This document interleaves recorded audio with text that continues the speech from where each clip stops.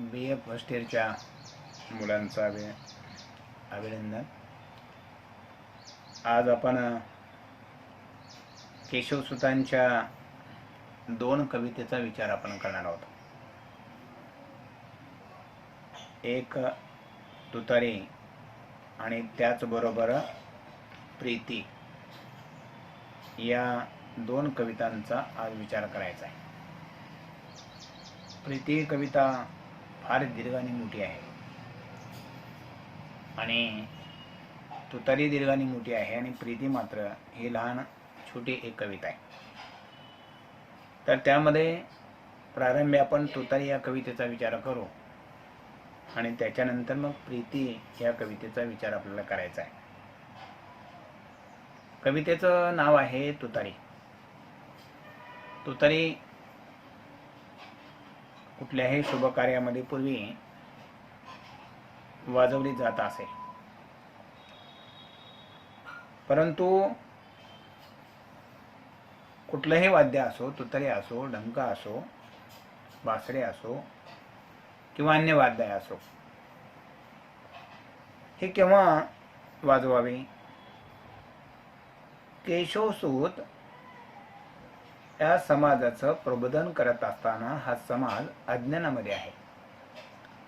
अज्ञानामध्ये असलेल्या समाजाला सज्ञान करण्यासाठी, प्रकाश देण्यासाठी, त्याच्यामध्ये जागृती करण्यासाठी, एका दृष्टीनं हा समाज झोपलेला आहे त्याला जागा करण्यासाठी कोणता तरी एक आवाज आपण दिला पाहिजे. आणि मग बासरीच्या आवाजाने, इतर आवाजानं तो जागा होणार नाही.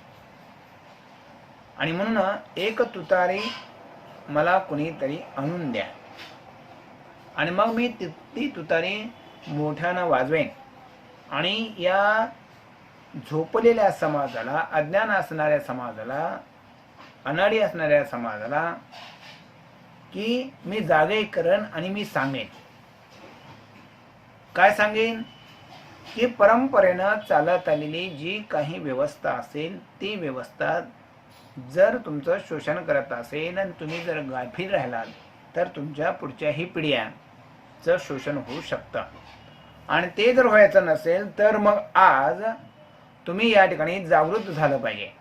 आणि ते जागृत होण्यासाठी जो समाज अजूनही अज्ञानामध्ये, शोषणामध्ये खिचपत पडलेला आहे, अशा या एका झोपलेल्या समाजाला जागा करण्यासाठी, त्याचं प्रबोधन करण्यासाठी, त्याला सज्ञान करण्यासाठी, त्याला काहीतरी सांगण्यासाठी, त्याला काही शिकवण्यासाठी केशवसूत आपल्या तुतारीनं त्यांना जागा करताना आपल्याला दिसतो आहे. मुळात केशवसूत हा एक नव्या विचाराचा, क्रांतिकारी अशा प्रकारचा पुरुष. त्याने स्वतःला मी नवा शिपाई आहे असं म्हटलेलं आहे. आणि नव्या म्हणूच आहे की त्या काळामध्ये म्हणूनही जे काही केलेले कायदे असतील त्या कायद्यामध्ये बदल केशवसूत करणारा नव्या विचाराचा हा म्हणू आहे.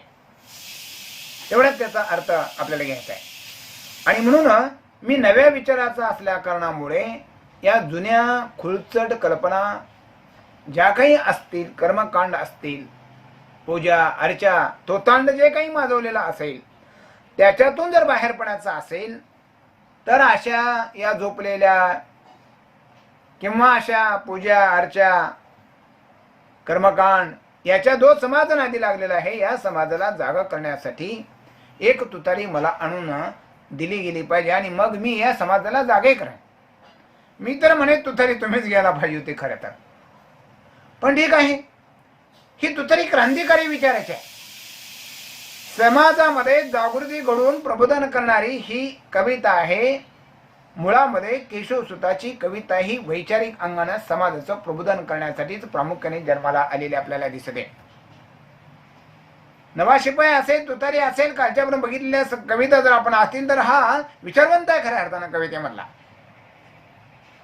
तुतारी या कवितेचा आशय फार मोठा आहे. कविता 2-2.5 पानाची कविता आहे, ती तुम्ही वाचायची आहे घरी. म्हणून या तुतारीमध्ये असणारा जो जोश असेल, तिचा आवाज मोठा असतो. तुतारी वाचल्याच्या नंतर आपल्याला कळतं ही तुतारीचा आवाज आहे, तिच्या आवाजावरून एवढे मोठे असतो की जिथे कुठे लांब असतील, जवळ असतील, असा समाज त्या तुतारीनं तो जागा होईल आणि जागा झाल्याच्या नंतर मग त्याला मला सांगता येईल. काय सांगता येईल की तुला अज्ञान का आलेलं आहे, तुझं शोषण का होत आहे, तुझ्या वाट्याला दुःख का आलेलं आहे. ही समाज व्यवस्था इथं चांगली होती, या समाज व्यवस्थेत सुखाने सगळे पूर्वी नांदत होते. आता तुझ्या वाट्याला हे काय असं पद्यपंक्तीची तर पामुच्या तुझ्या वाट्याला हे का आला असेल ते बदलून टाकणं अपेक्षित आहे. आणि म्हणून मित्रांनो, जोशानं, शक्तीनं, ताकदीनं, प्रोत्साहनानं जेवढी काही शक्ती ऊर्जा मनामध्ये असेल तेवढी शक्ती ऊर्जा जोश मनामध्ये लावून प्रोत्साहनपणे, प्रफुल्लितपणे, आनंदाने, जोश शक्ती लावून, ताकद लावून, जोरपणे, जोरकसपणे की ती तुतारी तो मोठ्यानं वाजवताना आपल्याला दिसतो आहे, जेणेकरून या समाजापर्यंत माझा आवाज गेला पाहिजे, पोचला पाहिजे. ते जागे झाल्याच्या नंतर मला त्यांना सांगेन 4 गोष्टी काही. त्याच्यासाठी तो एक तुतारी द्या मज आणून फुंकीन मी ती स्व प्राणाने असं तो म्हणतो की मी माझा जीव ओतून या ठिकाणी ही तुतारी फुंकेन आणि या समाजाला जागे करेन. म्हणजेच जुन्या विरुद्ध उठवलेला हा एक आवाज आहे कवितेतला, जुन्या विचारसरणी विरुद्ध. मग जी जुनी विचारसरणी जगाच्या पाठीवर कुठल्याही माणसाचं शोषण करणारी असो, त्याच्या विरुद्धच केलेलं हे बंड आहे.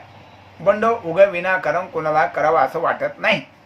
एखाद्यावर अन्याय होत असेल त्या अन्यायातून मुक्त होण्यासाठी किंवा काहीतरी अन्याय अत्याचार जुलूम झाल्याच्या नंतर माणसं मग बंड करताना आपल्याला दिसतात. हे बंड एका शोषणाच्या विरोधामध्ये, व्यवस्थेच्या विरोधामध्ये, अन्याय अत्याचाराच्या विरोधामध्ये असतं खऱ्या अर्थानं.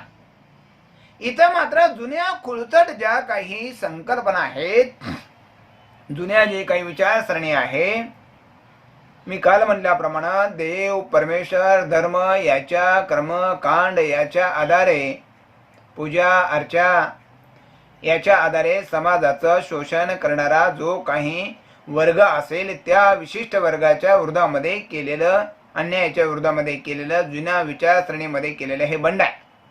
जुने ते सोनं असं जे म्हणलं जातं त्याच्या विरुद्धचं हे बंड आहे. आणि म्हणून हा एक या कवितेतला फार सुंदर गुण आहे. म्हणून स्फूर्ती असेल, नवा शिपाई असेल, गोपन असेल, याच्यापेक्षा तुतारी अधिक बंडखोर अशा प्रकारची ही कविता आहे. आणि मग ते असं म्हणतात की मला एक अशी तुतारी पाहिजे की तिच्या आवाजाने, तिच्या किंकाळीने हे गगन, हे आकाश भिदून टाकेल आणि या अवकाशामध्ये फार दिवस लपून राहिलेले प्रतिध्वनी जागे करेल. की या विश्वामध्ये जे काही अनेक वर्षापासून जे स्वतःला लपून बसले गेलेले आहेत, या व्यवस्थेपासून स्वतःचा जीव वाचवत बसले गेलेले आहेत, म्हणून अशा या समाजाला मला जर जागा करायचा असेल, अनेक कर्मकांडामध्ये अडकून पडलेल्या समाजाला जागा करायचा असेल तर मग त्यांच्या कानापर्यंत जाऊन माझा आवाज पोहोचला पाहिजे. जे कुठे लपून बसलेले असेल तसे आजूबाजूला या अवकाशामध्ये, परिसरामध्ये, भोवतालच्या वातावरणामध्ये कुठेही त्यांना मी जागे करेन. आणि हे जागा करत असताना मात्र आता इतर वाद्यानं, सतार असेल, सारंग असेल, या वाद्यानं आता हे काम होणार नाही, कारण तो आवाज वाद्यांचा त्यांच्यापर्यंत जाणार नाही. संगीत ही ओरिजिनल अशा प्रकारची कला कुठल्याही निसर्गाला, माणसाला आणि जनावरांना सुद्धा ती खऱ्या अर्थानं आवडताना आपल्याला दिसते. इथं असे असणारे सतार असेल, सारंग असेल, याचा आवाज कमी असतो आणि या आवाजानं या समाजापर्यंत त्याचा आवाज आता पोहोचणार नाही. हे काम आता काही या वाद्यानं होणार नाही. याच्यापेक्षा मोठा आवाज असणारी वाद्य कोणते आहेत? कोणते वाद्य आहेत? एक तुतारी एक वाद्य आहे, हलगी एक वाद्य तसंच मोठं आहे. पण तुतारीने काम हे होणार आहे म्हणून ही जी रूढी असेल, जुलूम असेल आणि तो खाऊन टाकेल मग. आणि या अवकाशामध्ये ढग पासून सूर्यकिरणाचा नाश झालेला आहे. हिरुडी परंपरा जुलूम याला खाऊन टाकण्यासाठी मला या समाजाला आवाज देऊन जागा करणारा, अन्यथा हा समाज पिढ्यानपिढ्या एका गर्तेमध्ये अडकलेला तिथेच संपून जाईल, नष्ट होईल, खाऊन टाकेल असं म्हणलेलं आहे. म्हणजे कुणीतरी यांना भक्षण करणार आहे, कुणीतरी याचं भक्ष्य करणार आहे, कुणीतरी यांना खाणार आहे, कुणीतरी यांना जुलूम अत्याचार अन्याय करणार आहे. मग रूढी असेल, परमेश्वर असेल, देव असेल, त्याच्या अणूच्या आड पडून, त्याच्या अनुषंगाने त्याच्या आड पडून कुणीतरी यांचं शोषण करणार आहे, यांना खाऊन टाकणार आहे, यांना राबून घेणार आहे स्वतःच्या सुखासाठी. आणि म्हणून या अवकाशामध्ये जसं ढग पसरून सूर्यकिरणाचा नाश होतो तसे हे लोक आहेत. एखाद्या अवकाशामध्ये अनेक आभाळ भरून येतात आणि आभाळ भरून आल्याच्या नंतर सूर्यप्रकाश दुसऱ्याला प्रकाश देतो आहे आणि हे ढग मात्र त्याच्यावर येतात आणि त्याच्यावर आल्याच्या नंतर त्याचा प्रकाश कमी करून टाकत असताना आपल्याला दिसून येतात. तसं आहे. म्हणजेच या समाजावर दुसरा समाज पोहोचणारा म्हणजे ऑक्टोपस असं आपल्याला म्हणता येईल. आणि म्हणून अशा एका चांगल्या माणसांचा, चांगला प्रकाश देणारा, ऊर्जा देणारा, मूळ कष्ट करणारा जो काही वर्ग असेल, अशा चांगल्या असणाऱ्या वर्गावर ऑक्टोपस, त्याच्यावर जगणारा दुसरा समाज मात्र त्यांचा नाश करून टाकेल. आणि म्हणून जुलूम त्या या ठिकाणी ही रूढी जुलूम खाऊन टाकेल. म्हणून या अवकाशामध्ये अशा प्रकारचा ढग अज्ञानातला त्यांचा मला काढून टाकायचा आहे. आणि असे या ढगासारखे या सूर्याला खाऊन टाकणारे जे काही माणसं असतील ते मला त्यांच्याशी दोन हात करायचे, त्यांच्याशी मला बोलायचं आहे. का बोलायचं आहे? मोहर गळून पिकावर कीड पडलेली आहे म्हणणे पुढच्या आकड्यामध्ये. एखाद्या पिकावर कीड जर पडलेली असेल तर त्याचा मोहर जसा जळून जातो तसं एखादा विचार समाजामध्ये कुणी सांगायला एखादा तरुण येत असेल तर तसं त्या पिकाला मोहर जाळून टाकत असतो, तसं ही व्यवस्था त्याला दाबण्याचा प्रयत्न करत असते.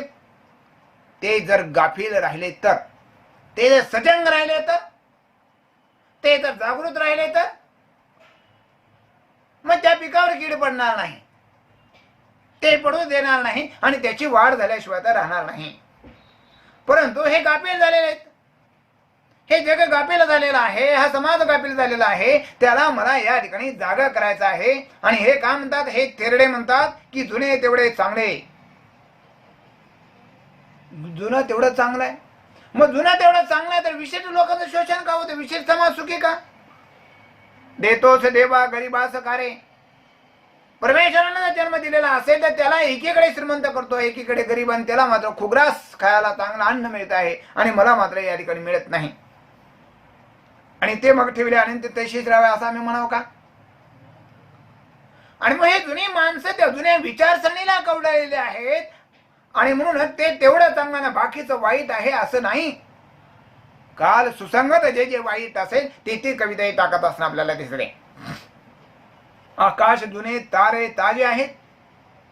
आकाश जुनं आहे पण तारे मात्र दररोज नवे उगवतात. भूमी तीच आहे, पिके मात्र नवे आणि टवटवीत येताना आपल्याला दिसून येतात. याच जुन्या भूमीमध्ये नवीन विचारसरणी या ठिकाणी जन्माला घालायची आहे. समुद्र जुना असतो परंतु त्या समुद्रामध्ये रत्न नवे मिळतात. आणि म्हणून जुने तेवढे चांगले, अलीकडे सगळे वाईट. त्या जुन्यामध्ये सुद्धा चांगले, त्या रत्नासारखे चांगले माणसं आहेत, त्या रत्नासारखे चांगले पिकं आहेत, तेजस्वी आहेत त्या ताऱ्यांसारखे. हे नवे चांगले नाही. अगोदरची सगळी पिढी चांगली होती आणि त्याच्यानंतरची आलेली अलीकडची पिढी का वाईट आहे का? मग अलीकडचे सर्व विचारसरणी वाईट आहे. आणि म्हणून केशव सुद्धा असं जर समजत असाल तर मग तुमचे जुने जाऊ द्या, मरणा लागून जाळून किंवा पुरून टाका, एका कवितेत म्हणते. पुढील ऐका आहे का?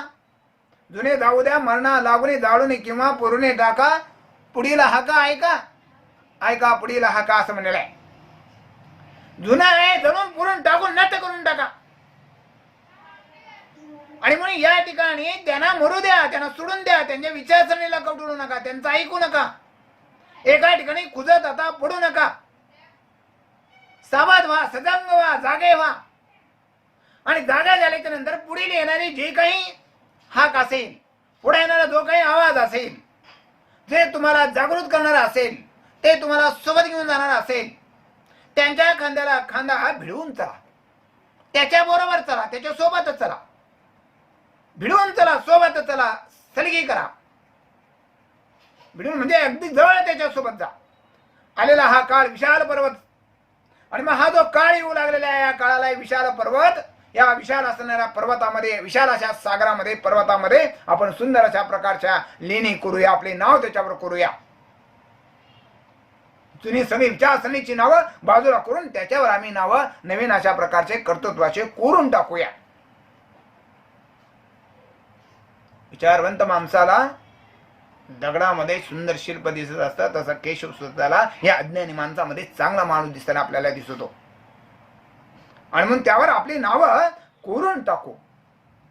हजारो वर्षापासून बघत असताना जे खरं या समाजाला, या देशाला तारले, त्याची नावेच काळावर गेली आपल्याला दिसतात.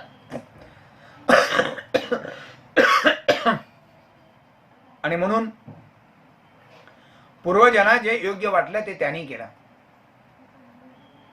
आता तुम्हाला वाटेल ते करा. तुम्हाला जे सत्य वाटेल या परिस्थितीला अनुकरून तुमच्या जीवनाला सुखी करणारं जे काही तत्वज्ञान असेल, विचार असेल, ते तुम्ही याच्या पुढे करायचं आहे. त्या काळातलं त्यांना वाटलं, त्या काळातलं त्यांना तसं जमलं म्हणून त्यांनी ते केलं, तेच पुढे घेऊन जावं असं नाही. या काळाला, या विचाराला, या पिढीला आता जे सुचत आहे, जे चांगलं आहे, ते त्याने आता करावं. कारण निसर्ग हा, निसर्ग आणि काळ हे सगळ्यांना चिरडून टाकत असतो. जर आपण नाही असं केलं तर निसर्ग आणि काळ काही तुमच्यासाठी थांबणार नाही. निसर्गाच्या विरोधामध्ये तुम्हाला आता जाणार नाही, जुनं ते सोनं म्हणून. कारण निसर्गाच्या विरोधात गेल्याच्या नंतर एक दिवशी निसर्ग सर्वांना खाऊन टाकू शकतो. आणि अशी खाऊन टाकणारी जे काही व्यवस्था असेल त्याशी अशी दगडून उंच मनोरे बांधू, उंच मनोरे बांधू. त्या जुन्या पडक्या घरामध्ये बसून पोरासारखा आता आपण रडत बसायचं नाही की या प्रस्थापित व्यवस्थेशी झगडा देऊया, संघर्ष करूया, आणि त्याच्यातून एखादा जमिनीतून कोंब आल्यासारखं त्याच्यातून बाहेर पडूया. जुन्या पडक्या या घरामध्ये, त्याच विचारसरणीमध्ये किती वर्ष आम्ही आता राहणार आहोत. लहान मुलासारखं रडत बसायचे दिवस नाहीत आता. तुम्ही सजग झाला पाहिजे, मोठं झालं पाहिजे, बदलून टाकलं पाहिजे व्यवस्था. आणि म्हणून ही व्यवस्था जर बदलायचं असेल तर एकट्याने बदलत नाही. आणि म्हणून ही व्यवस्था बदलण्यासाठी तुम्ही सगळे संघटित झाला पाहिजे, एकत्रित झाला पाहिजे. असं तुकड्या तुकड्यानं तुम्हाला विजय मिळणार नाही. आणि संघटितपणे संघशक्तीने तुकडे तुकडे झालेले आहेत. आणि म्हणून संघशक्तीचे तुकडे तुकडे झाले. ती संघशक्ती पुन्हा एकदा एक करा, फोडा आणि जोडा आणि राज्य करा. ही व्यवस्था प्रत्येक काळामध्ये काम करताना आपल्याला दिसते, ही विचारसरणी अशा प्रकारची. आणि म्हणून या ठिकाणी वेळ पडल्यास प्राण देऊन संघशक्ती एकवटली पाहिजे. सर्वांनी मिळून एका अन्याय अत्याचार व्यवस्थेला उलटून देण्यासाठी सगळे एकत्र झाल्याच्या नंतर तुमची ताकद जास्त होते आहे. पण ही ताकद या व्यवस्थेने तुम्हाला फोडून विकरून टाकलेलं आहे आणि तुमचं भक्षण करून टाकलेलं आहे. आणि म्हणून ती पुन्हा एकदा विस्कळीत झालेली संघशक्ती जी आहे ती पुन्हा एकदा एकत्र आपण केली पाहिजे. समूह शक्ती जगामध्ये सर्वात मोठी असते, तिला चॅलेंज करता येत नाही.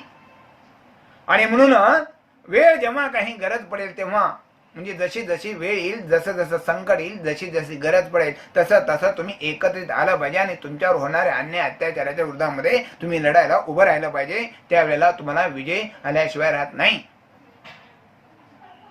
आणि गेल्या शतकातील थोर पापाचे क्षालन आपल्याला असताना आपण केलं पाहिजे.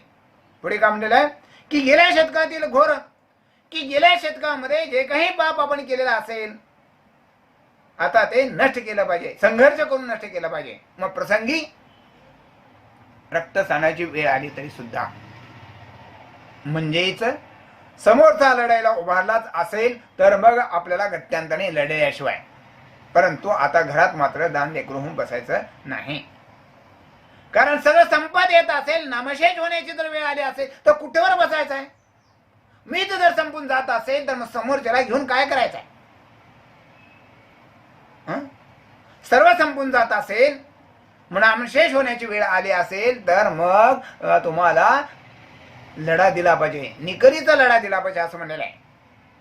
मेंढरासारखे वावरून या धर्माचं थोतंड माजून नीतीला तुम्ही तरी किमान तडू नका. त्या मेंढरासारखे तुम्ही बळी जाऊ नका. एक पिढी गेली म्हणून दुसरी पिढी त्याच वाटेवर जाऊन थोतांड मांडू नका. तुम्ही तरी आचार विचार कृतिशील करा. या धर्माचं थोतांड माजवलेलं आहे. या धर्माचं समाजाला वेड लावलेलं आहे. या धर्माच्या नावाखाली अन्याय अत्याचार मोठ्या प्रमाणे घडत असताना आपल्याला दिसतो आणि माणूस सदाचारापासून दुराचारी होतो आहे. आणि ही नीती पायदळी तुडून ते लोक गेले. तुम्ही तरी त्याच वाटेवर पुन्हा एकदा तुडवत जाऊ नका. तुडवत जाऊ नका. तर ही समतेची ध्वजा उभारून दंभावर अन्यायावर विषमतेवर जुन्या बंडावर हल्ला करा. समतेची बाबासाहेबांनी समता या समाजामध्ये आणली पाहिजे. आणि म्हणून समतेची ध्वज आहे, बरोबरीचा ध्वज आहे, समानतेचा ध्वज आहे. आणि हा समानतेचा ध्वज घेऊन या तुम्ही असणाऱ्या कर्मकांडावर, दांभिक माणसांवर, अन्याय करणाऱ्यावर, या विषमतेवर तुम्ही हल्ला केला पाहिजे, बंड केलं पाहिजे. जुन्या असणारे तेही बंड करत असते ते त्यांचं बंड तुम्ही मोडून काढलं पाहिजे. आणि म्हणून या ठिकाणी ते जर करायचं असेल, बंड करायचं असेल तर ते तुम्हाला त्या वेगवेगळ्या काळामध्ये काही नियम सांगत असतील. पुढे काम तो काही नियमाच्या आधारे तुमचा बंड मोडून काढण्याचा प्रयत्न हे जुने करत असेल. जुन्या बंडावर हल्ला करा. जुन्या बंडावर मध्ये नीतीवर करा. जुनी नीती विचारसरणी तत्व काळाच्या बरोबर जे असतील ते घ्या. आणि जे कालबाह्य झालेले आहेत त्याच्यावर मात्र हल्ला तुम्हाला केला पाहिजे. पूजा अर्चा जर आपण आजही करत बसलो, ठेवले आनंद तैसेच राहावे तर कसं सुख होईल. आणि मग संतांनी समाजाचं वाटोळ केलं असं अर्थशास्त्रीय भाषेमध्ये अनेकांनी म्हटलं. परंतु ते जरी असलं तरी हे नियम कोणासाठी आहेत बघ. केशव सुतांनी पुढे शेवटी असं म्हणलेलं आहे की नियम कोणासाठी आहे, धर्म कोणासाठी आहे. नियम कोणासाठी, धर्म कोणासाठी. पुढे असं म्हणू की घटना कोणासाठी. नियमन मनुष्यासाठी नसे, नाही मनुष्य नियमासाठी नसे, नियम मनुष्यासाठी. का? नियमासाठी माणूस नाही तर माणसासाठी नियम आहेत. धर्मासाठी माणूस नाही तर माणसासाठी धर्म आहे. घटनेसाठी माणूस नाही तर माणसासाठी घटना आहे. आणि मग हे तुमच्यासाठी, हे जग तुमच्यासाठी आहे. हे जगातल्या सगळ्या वस्तू तुमच्यासाठी आहे. हे जग तुम्ही निर्माण केलेलं आहे. आणि निर्माण केलेल्या जगाचा उपभोग तुम्हाला घेता आला पाहिजे आणि सर्वांना घेता आला पाहिजे आणि सर्वांना इथं जगता आलं पाहिजे. आणि म्हणून विशिष्ट नियमाच्या आड पडून तुमचं जर कोणी शोषण करत असेल तर ते माणसावर आलेले नियम आहेत. माणसाने निर्माण केलेले नियम आहेत. आणि मग त्या नियमामध्ये सर्वांना सारखा न्याय तुम्ही दिला पाहिजे. परंतु सारखा न्याय दिलेला नाही म्हणून विशिष्ट समाजासाठी केलेले ते नियम या ठिकाणी तुम्ही मोडून काढले पाहिजे. मग हे जग, हे परमेश्वर, हे घटना माणसासाठी नाही तर मग आहे कुणासाठी. या जगामध्ये सर्वात कोण श्रेष्ठ आहे? या जगामध्ये सर्वात श्रेष्ठ माणूस आहे. आणि त्या माणसांमध्ये चांगला आणि वाईट माणूस आहे. चांगला आणि वाईट माणूस आहे. वाईट माणूस हिटलर सारखा आहे आणि चांगला माणूस विवेकानंद आणि तथागत गौतम बुद्धासारखा आहे. त्या चांगल्या माणसाची तुमच्यातली वाढ केशवसुताला करायची आहे आणि तुमच्यातली असणारी खल प्रवृत्ती ही नष्ट करून टाकायची आहे. हे एकदा लक्षात घेतलं पाहिजे आपण. आणि तुमच्यात सर्वश्रेष्ठ माणूस आहे. या जगामध्ये सर्वात श्रेष्ठ माणूसच आहे. कारण त्याला बुद्धी आहे, विचार करू शकतो, त्याला चांगलं वाईट करू शकतो. हे इतर प्राण्यांना कळत नाही. जगणे आणि प्रत्युत्पत्ती करणे एवढे इतर प्राण्यांना कळतं. पण माणूस बुद्धिमान आहे, हुशार आहे. जर नियम मानव प्रगतीच्या आड येत असतील, काही जर नियम केलेले असतील आणि ते माणसाच्या प्रगतीच्या आड येत असतील तर ते का बदलू नये? त्यांना जुगारून का टाकू नये? काही नियम आपणच केलेले आहेत आणि हे नियम काही जर कालबाह्य झाले गेलेले असतील तर मग ते नियम आपण आता का बदलू नये? प्राचीन काळामध्ये अशा काही म्हणी त्याच्या काळामध्ये तयार केल्या आणि त्या म्हणीच्या आड पडून स्त्रियांचं शोषण मोठ्या प्रमाणामध्ये केलं गेलं. काळाच्या ओघामध्ये आज बदल झाला. ते मनुष्याप्रमाणे मागणी करू लागलेले आहेत. मग या प्रगतीच्या ते जर आड येत असतील पुन्हा जुनी विचारसरणी पातिव्रत्याच्या, शिलाच्या, चारित्र्याच्या नावाखाली माणसांचं शोषण करत असतील, जसं मग पुरुषी तसंच पाहिजे. आणि म्हणून या ठिकाणी जर नियम कुठलेही नियम असो ते माणसाच्या प्रगतीच्या आड येत असतील, अमुक जातीसाठी अमुक नियम, अमुक जाती जन्मलेल्या अमुक माणसानं अमुक केले पाहिजे, तुमच्या जातीनुसार जे व्यवसाय केले पाहिजे, हे सगळं आता बदललं पाहिजे. जातीनिहाय मूल्यमापन करता येणार नाही. माणसाच्या गुणावरून माणसाची या ठिकाणी पारख करता येईल. आणि हे जे सगळं चालत आलेलं आहे, ही सगळी मूल्य आता मात्र आपल्याला बंद करायची आहेत, घातक बंद करून टाकायचे आहेत. आणि मग ते करायचे बंद करायचे असेल तर हे एकटंच काम नाहीये. मी तुतारी देऊन जागा झाल्याच्या नंतर या संघशक्तीच्या आधारे तुम्ही एकत्रितपणे उठाव केला पाहिजे, बंड केला पाहिजे.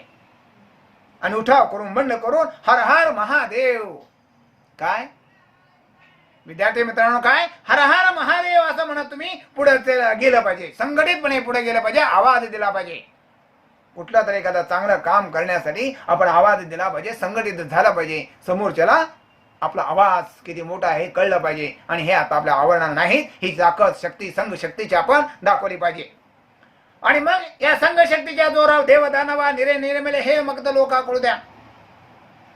देव आणि दानवाचं, देव आणि देव आणि राक्षसांचं युद्ध, वैर हे पूर्वीपासून आहे. आणि हल्ली तरी माणसं दानवाप्रमाणे वागू लागलेले आहेत. माणसांमध्ये अलीकडे माणुसकीच शिल्लक राहिलेले नाही. मी जगलं पाहिजे आणि तोही जगला पाहिजे असं सूत्र ते दिसत नाही. मी फक्त जगावं आणि त्याचं ओरडून घ्यावं.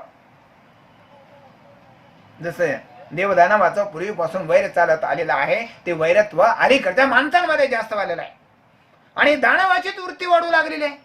कुठेही जा माणूस स्वार्थी झालेला आहे. स्वार्थाच्या पलीकडे माणूस जायला तयार नाही. इतकी वर्ष संत साहित्याचा 3-950 वर्ष संत साहित्याचा अभ्यास अनेकांनी केला. तेव्हापासून जाती मोड्याची संकल्पना सांगण्यात आली, चालूच आहे. तरीही माणसामध्ये अनेक देवळं बांधली गेली, परंतु माणसात परमेश्वर मात्र दिसत नाही. कुठे जातो आहे माणसाला परमेश्वर? दिवसेंदिवस जातो काय धरलेला तो परमेश्वर, परंतु तो परमेश्वर दिसत नाही, पुरुषोत्तम दिसत नाही. हल्ली दानव राक्षसासारखी माणसं जिकडे तिकडे वाढू लागलेली आहेत. त्यांना कुणाचं काही आता देणं घेणं राहिलेलं नाही. गुंड वाढलेले आहेत. सामान्य माणसाचा विचार कोणी करत नाही. आणि म्हणून या ठिकाणी अशा माणसामध्ये असणाऱ्या, दानव असणाऱ्या, राक्षसी प्रवृत्तीचं रूप धारण केलेल्या या समाजाला खाऊन टाकणाऱ्या हल्ली अशी माणसं फार प्रबळ झालेली आहेत. त्यांची शक्ती वाढलेली आहे. त्यांची शक्ती वाढलेली आहे. आणि मग त्या शक्तीला जर संपवायचा असेल तर चला तर हाक दिलेली आहे. मग हे कळत असेल, समजत असेल, तुमच्या मनाची तयारी असेल तर चला मग माझ्या सोबत. चला तर देवाच्या मदतीस मग तुम्ही कोणाच्या बाजूने लढणार आहात? या मानव जन्मामध्ये आल्याच्या नंतर न्यायाच्या बाजूने तुम्ही लढलं पाहिजे, सत्याच्या बाजूने तुम्ही लढलं पाहिजे, परमेश्वराच्या पुरुषोत्तमाच्या बाजूने तुम्ही लढलं पाहिजे. दानवाच्या बाजूने नाही, शोषण करणाऱ्याच्या बाजूने नाही, अन्याय अत्याचार करण्याच्या बाजूने तुम्ही लढायचं नाही. न्याय देणाऱ्याच्या बाजूने, माणसाला माणूस म्हणून वागवण्याच्या बाजूने आपण लढलं पाहिजे, एकत्रितपणे लढलं पाहिजे.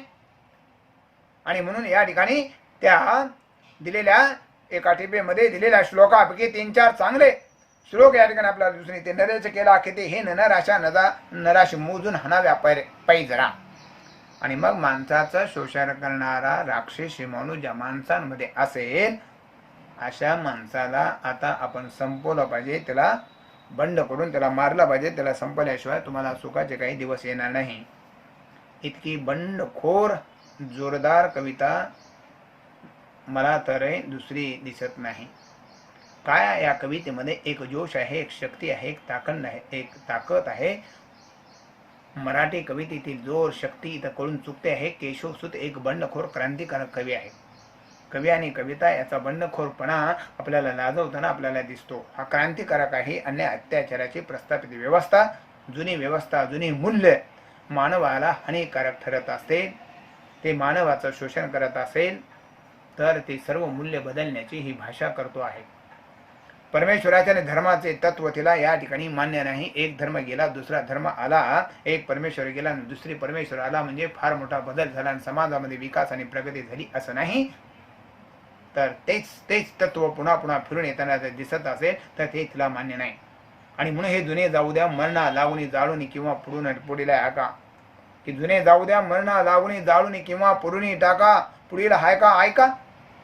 हे जुनं सर्व संपूर्ण करा आणि नव्या पिढीचा आवाज एका ऐकून घ्या.